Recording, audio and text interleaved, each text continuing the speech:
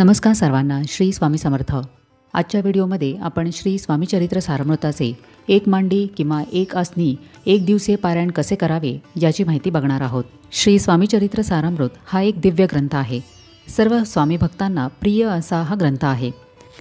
चरित्र सारामृत म्हणजे काय, तर महाराजांचे चरित्र लीला यामध्ये वर्णन केलेले आहेत। या ग्रंथाचे लेखक श्री विष्णू बळवंत थोरात यांनी स्वतः या ग्रंथामध्ये असे नमूद केलेले आहे, महाराजांच्या लीला या असंख्य आहेत आणि त्यामुळे या सर्व लीला जर वर्णन केल्या तर समुद्रसुद्धा कमी पडेल। त्यामुळे या सर्व लीलांचे सारांशरूपी वर्णन त्यांनी या ग्रंथामध्ये केलेले आहे आणि ते अमृताप्रमाणे गोड असल्यामुळे हे स्वामींचे चरित्र सारामृत आहे। या ग्रंथामध्ये महाराजांच्या अक्कलकोट प्रवेशापासून ते समाधी घेईपर्यंत काही लीलांचे वर्णन करण्यात आलेले आहे। महाराजांनी त्यांच्या अवतार कार्यामध्ये अनेकांचे गर्वहरण केले, काहींचे दारिद्र्य दूर केले, अनेकांना भक्तिमार्गाला लावले, काहींना शिक्षा केली, काहींचे आजार बरे केले, बाळप्पा, चोळाप्पा, स्वामीसूत यांसारखे शिष्य घडवले। अशा एक ना अनेक प्रसंगांचे वर्णन या पोथीमध्ये केलेले आहे। यातील प्रत्येक अध्याय हा अगदी हवाहवासा गूढ ज्ञानाने भरलेला आहे, जे ज्ञान कधीही संपणार नाही। त्यामुळे हे ध्यान मिळवण्यासाठी आणि स्वामींचा कृपा आशीर्वाद प्राप्त करण्यासाठी स्वामी मार्गामध्ये श्री स्वामी चरित्र सारामृताचे पठण करणे किंवा पारायण करणे हे विशेष महत्त्वाचे मानले जाते। अनेक स्वामी भक्त या पोथीतील प्रत्येकी 3 अध्याय दररोज नित्यसेवेमध्ये वाचतात, काही एक अध्याय वाचतात आणि काही लोक याचे पारायणही करतात। काही लोक हे 7 दिवसाचे असे एक पारायण करतात, काही 11, 21, 51, 108 अशी पारायणे करतात। आता आजच्या व्हिडिओमध्ये आपण एक मांडी एक आसनी एक दिवसीय पारायण कसे करावे हे बघणार आहोत। एक मांडी किंवा एक आसनी पारायण म्हणजे काय? या ग्रंथामध्ये एकूण 21 अध्याय आहेत। एक मांडी म्हणजे एका बैठकीमध्ये आपल्याला या ग्रंथामधील 1 ते 21 अध्याय संपूर्ण वाचून काढायचे आहेत, म्हणजे आपले एक मांडी एक पारायण पूर्ण होते। बऱ्याच लोकांना इच्छा असूनसुद्धा नियमामुळे किंवा स्वतःच्या कामामुळे सुद्धा पारायण करणे जमत नाही। 7 दिवस, 11, 21 अशी पारायणे करायला जमत नाही। असे लोक हे एक मांडी पारायण दर गुरुवारीसुद्धा महाराजांच्या नावाने करू शकतात।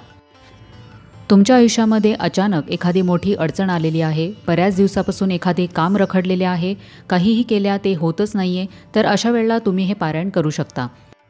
हे पारायण स्त्री, पुरुष, मुले, मुली कोणीही करू शकते। हे पारायण तुम्ही कधीही करू शकता। एखाद्या गुरुवारी, पौर्णिमा किंवा कोणत्याही शुभदिनी तुम्ही हे पारायण करू शकता। पारायण करण्याच्या आदल्या दिवशीपासूनच मांसाहार घरामध्ये करणे थांबावे आणि स्वतःही खाऊ नये। घरामध्ये इतर लोक जर हे नियम पाळणार नसेल तर तुम्ही मात्र खाऊ नये। पारायण करण्यापूर्वी घर संपूर्ण स्वच्छ करून घ्यावे आणि घरामध्ये सर्वत्र गोमूत्र शिंपडून घ्या। पारायणासाठी श्री स्वामी समर्थ महाराजांचा फोटो किंवा मूर्ती घरामध्ये असणे आवश्यक आहे। याशिवाय तुम्हाला श्री स्वामी चरित्र सारामृताची पोथीही लागेल। आता इथे माझ्याकडे 2 श्री स्वामी चरित्र सारामृताच्या पोथी आहेत। याचे रचनाकार हे श्री विष्णू बळवंत थोरात आहेत। तुमच्याकडे सारामृताची एखादी वेगळ्या प्रकाशन संस्थेची ही पोथी असू शकते। सगळ्या पोथींमध्ये 21 अध्यायच आहेत। ही मूळ प्रत आहे, म्हणजे यामध्ये अध्याय हे मोठे मोठे आहेत। दिंडोरी प्रणीत श्री स्वामी समर्थ केंद्राची जी सारामृताची पोथी आहे ती 700 श्लोकी आहे। त्यातील अध्याय थोडेसे छोटे आहेत। सर्वांना या धकाधकीच्या धावपळीच्या युगामध्ये महाराजांची ही सारामृताची सेवा करता यावी यासाठी परमपूज्य गुरुमाऊलींनी सारामृताची 700 श्लोकी असणारी ही पोथी प्रकाशित केलेली आहे। ही पोथी वाचण्यासाठी साधारण 1 तास किंवा सव्वा दीड तासही लागू शकतो। तुमच्या वाचनाच्या स्पीडवर आहे आणि आधीची जी दाखवलेली पोथी होती ती तुम्हाला वाचण्यासाठी साधारण 1.5 ते पावणे 2 तास किंवा 2 तासही लागू शकतात। दोन्ही पोथींच्या वाचनाचे फळ हे सारखेच आहे। त्यामुळे या दोन्हींमधील तुम्हाला ज्या ग्रंथाचे पारायण करायचे आहे त्या ग्रंथाचे पारायण करू शकता।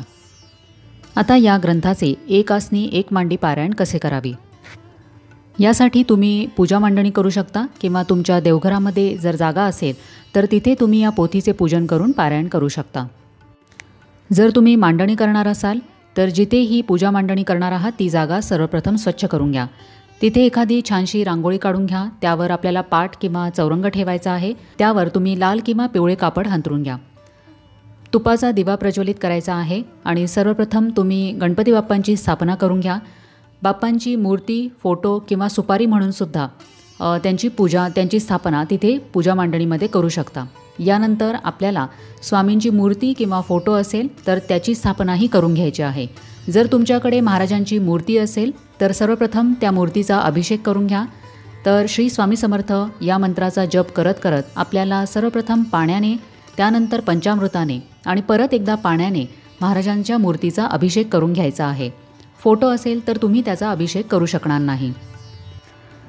यानंतर महाराजांच्या मूर्तीला स्वच्छ पुसून आपल्याला त्याची स्थापना चौरंगावर करायची आहे। या चौरंगावर किंवा पाटावर आपल्याला श्री स्वामी चरित्र सारामृत या ग्रंथाचीही पूजा करायची आहे, त्यामुळे त्याचीही मांडणी करून घ्यावी।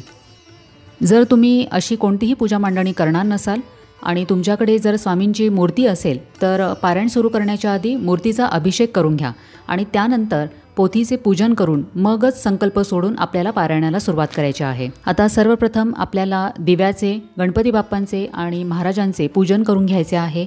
महाराजांना तुम्ही अष्टगंध लावावे, हळद कुंकू कधीही लावू नये। त्यानंतर अक्षता अर्पण करा, एखादे पिवळे फूल अर्पण करा, धूप दीप दाखवा आणि महाराजांना नैवेद्य म्हणून खडीसाखर किंवा दूध साखर अर्पण करू शकता। याशिवाय बाप्पांना सुद्धा तुम्ही गुळ खोबऱ्याचा नैवेद्य अर्पण करावा। पोथीचे पूजन करताना पोथीला सुद्धा अष्टगंध लावावे, त्यानंतर अक्षता अर्पण करा, पोथीलाही फूल व्हायचे आहे, दिवा अगरबत्ती दाखवायची आहे आणि त्यानंतर आपल्याला संकल्प सोडायचा आहे। आता जर तुम्ही महाराजांच्या फोटोची स्थापना पूजेमध्ये केली असेल किंवा तुमच्या घरी देवघरामध्ये महाराजांचा फोटो असेल तर तो फोटो व्यवस्थित स्वच्छ पुसून घ्या आणि मग त्याचं पंचोपचार पूजन करून घ्या। पारायणासाठी संकल्प घेताना आपल्या उजव्या तळहातावर थोडंसं पाणी, अक्षता आणि एखादे फूल घ्यायचे आहे। आपले नाव आणि गोत्र सांगून आपण हे एक आसनी एक मांडी पारायण का करत आहोत हे आपल्याला बोलायचे आहे आणि त्यानंतर महाराजांनी ही सेवा आपल्याकडून निर्विघ्नपणाने पूर्ण करून घ्यावी आणि मान्य करावी व माझी मनोकामना पूर्ण करावी अशी त्यांना प्रार्थना करायची आहे आणि एखाद्या तांबणामध्ये हे पाणी सोडून द्यायचे आहे। आता हे एक मांडी पारायण असल्यामुळे आपल्याला मध्येच उठता येणार नाही, याशिवाय कुणाशीही मध्ये बोलूही नका। स्वतःचा मोबाईलही बंद ठेवावा आणि घरातल्या लोकांना सुद्धा सांगून ठेवावे। यासाठी हे पारायण करतानाची वेळ तुम्ही ब्रह्ममुहूर्ताची निवडावी, कारण या वेळेला सगळीकडे शांतता असते आणि शक्यतो घरातले लोकसुद्धा झोपलेले असतात, त्यामुळे आपल्याला कोणताही प्रकारचा डिस्टर्बन्स होणार नाही आणि आपलं पारायण आपण शांत मनाने करू शकतो। पण जर तुम्हाला एवढ्या सकाळी हे पारायण करणे शक्य नसेल, तुमची काही अडचण असेल तर तुम्ही दिवसभरामध्ये हे कधीही पारायण करू शकता।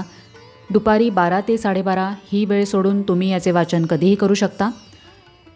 शक्यतो जेवल्यानंतर याचे पारायण करू नये, कारण आपल्याला ढेकर किंवा झोप येऊ शकते, त्यामुळे ब्रह्ममुहूर्तावर उठूनच हे पारायण करण्याचा प्रयत्न करावा। पारायण सुरू करताना सर्वप्रथम श्री स्वामी स्तवन याचे वाचन करावे।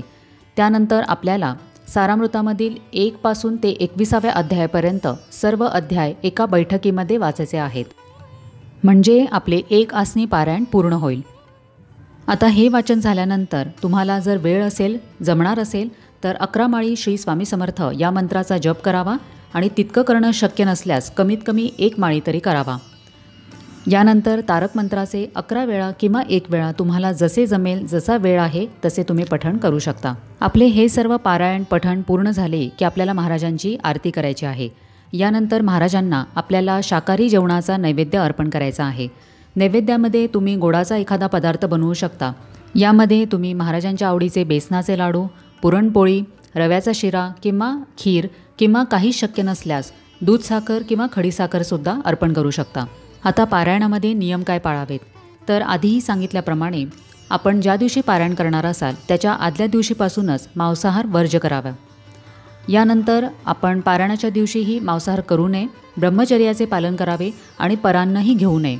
परान्न घेतल्याने आपल्याला बऱ्याच प्रकारचे दोष लागतात, त्याविषयीची माहिती असलेला व्हिडिओ आपल्या चॅनलवर आहे, आपण तो तिथून नक्की बघा।